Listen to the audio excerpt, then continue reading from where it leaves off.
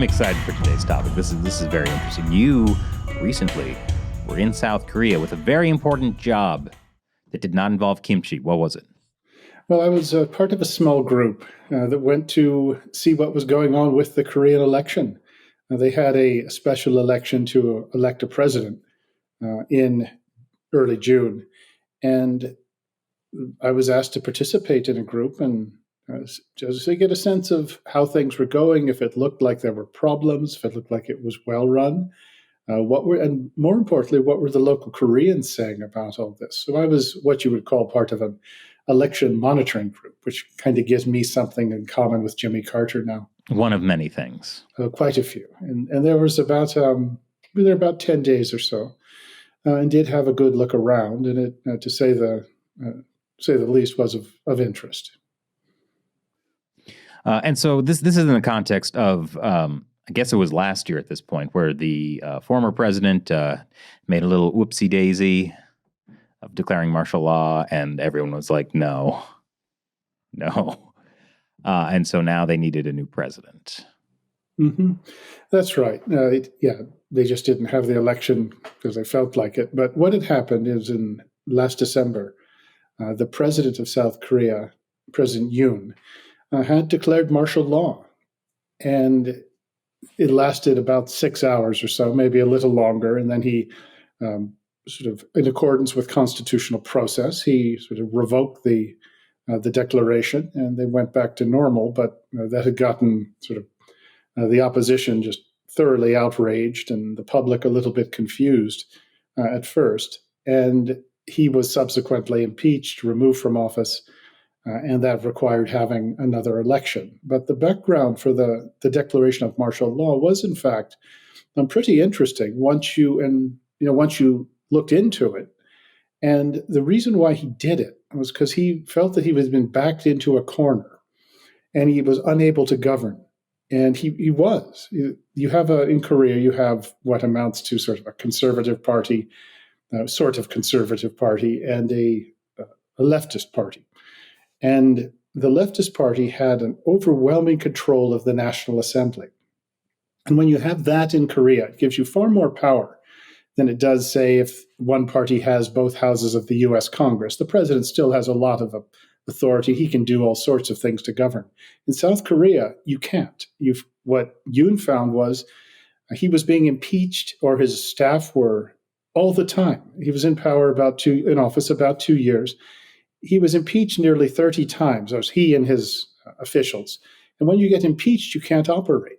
And the opposition that had this dominant control of the National Assembly, their Congress, they did nothing to cooperate. In fact, tried to do everything to just make life miserable for him.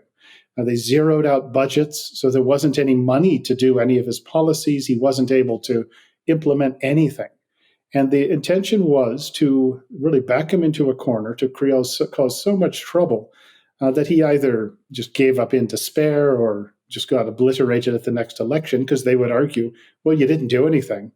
Well, yeah, because you made it so we couldn't. And this wasn't just the loyal opposition. It did seem like there was a deliberate attempt really to destroy Yoon and that administration. So what he did is he declared martial law, and as I said, didn't last very long because basically the National Assembly was able to meet.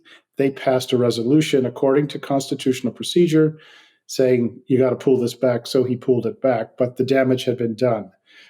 One of the reasons he also did this, it said, and I believe it's probably true, is that he was aware of the allegations that the National Assembly in the last 3 elections in South Korea, or at least the last 2 in his case, 3, had in fact been manipulated and rigged, and that accounted for the overwhelming leftist majority in the National Assembly. And the idea was that he would be able to get some evidence of that if he could just get to the National Election Commission and take a look at things, take a look at their servers. So that was part of it.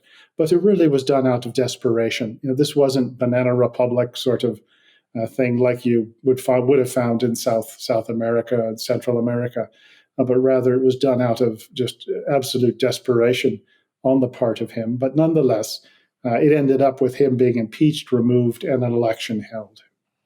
Now, I just want to clarify, you are calling the opposition party a leftist party, not a liberal party, like it's not the Democrats. This is a leftist party. What is the Democrats? I mean, it's a Democratic Party, they call it, right? Well, not like American Democrats is what I'm saying. Yeah. Though people would argue. Mm-hmm. Oh, yeah. Well, in our case, it depends on which part of the Democratic Party you look at. But in South Korea, and I'm using this word leftist intentionally because liberal or progressive doesn't really catch it.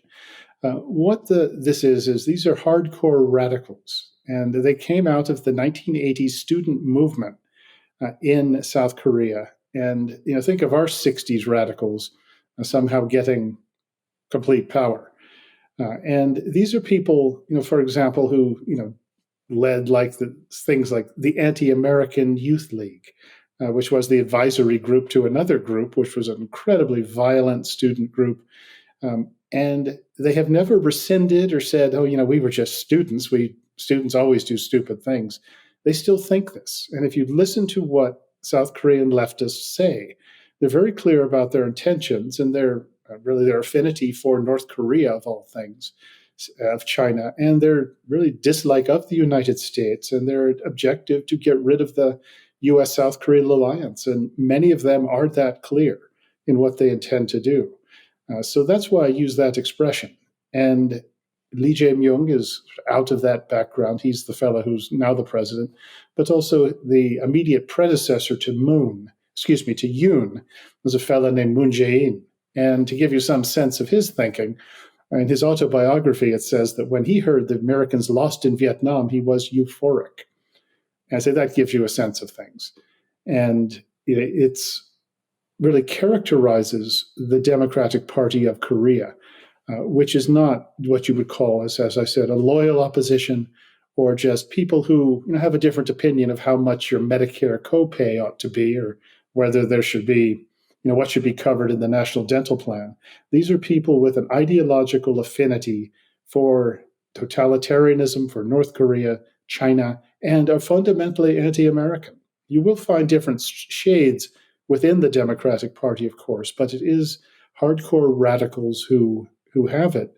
And I see elections in South Korea in the last decade or so as ultimately being just one facet in an effort to establish one-party rule in the country, sort of a permanent one-party state aligned with North Korea and China, and ultimately to sort of divorce South Korea from the United States. And I think that is a failing of successive U.S. administrations, is to understand the reality of sort of the left in South Korea. Because there's a tendency to think, well, we fought the Korean War together. It's an ironclad relationship forged in blood, and they must love us, because most of us know Koreans and they love us. Well, there is an element in South Korean society, in the political class, that has power and is aiming for more of it, that in fact sees things very differently. These aren't the rooftop Koreans. No, it's a very different bunch. And so that's just give you a little context for it, because there is a tendency to say, oh, Korea, they love us, everything's fine. Is a Korean society very leftist? Well, that's where it gets sort of paradoxical, in the sense that most Koreans don't want what these people are selling, in the sense that if you look at public opinion polls and they ask, what do you think of China? It's like 80% don't like the PRC. And that extends beyond the PRC, just down to Chinese people in general. But that's a little exaggeration, but the 80% figure is accurate. Additionally, most of them like the U.S.-Korea alliance. And some polls have said that, well, if the war should end, then the Korean War has not actually ended.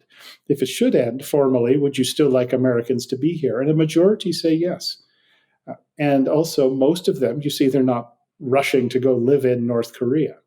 But within that group, within that society, you have, as I said, this coterie of hardcore radicals who are committed to taking a country even where most people don't want to go. And you've seen that happen in other cases, say like Venezuela or Turkey even, where a committed group of radicals, as they can change things more than one could imagine.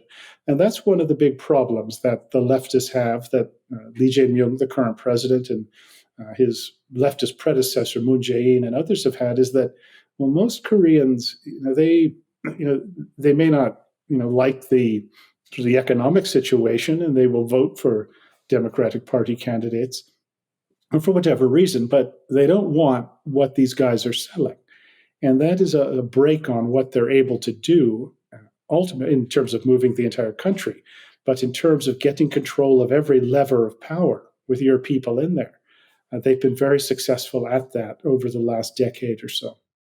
Thank you for watching this clip. There's a lot more, so I invite you to visit our website, ChinaUncensored.tv, where you can watch the full hour-long interview, plus get MP3 downloads of our podcast. The link is below.